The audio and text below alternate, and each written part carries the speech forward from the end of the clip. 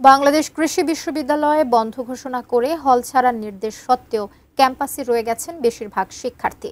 একই সঙ্গে বহিরাগতদের হামলার প্রতিবাদে ক্যাম্পাসে বিক্ষোভ করছেন তারা।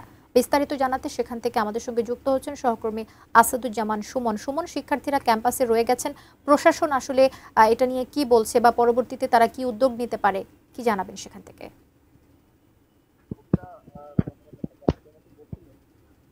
কিন্তু শিক্ষার্থীরা আন্দোলন করছে। শিক্ষার্থীদেরকে হল ছাড়ার নির্দেশ দিয়েছিল বিশ্ববিদ্যালয় কর্তৃপক্ষ সকাল 9টার মাঝে, কিন্তু অধিকাংশ শিক্ষার্থীরাই কিন্তু হল ত্যাগ করেনি, তারা হলে অবস্থান করেছে এবং তাদের যে দাবি সেটির সাথে আরো দুটি দাবি যোগ করে মোট 6টি দাবি কিন্তু তারা জানিয়েছেন দুপুরে একটি প্রেস কনফারেন্সের মাধ্যমে। যেগুলো দাবিগুলো না মানা হলে তারা আরো কঠোর আন্দোলনে যাবেন বলে আমাদেরকে বিশ্ববিদ্যালয়ের শিক্ষার্থী যারা রয়েছে তারা আমাদেরকে জানিয়েছেন।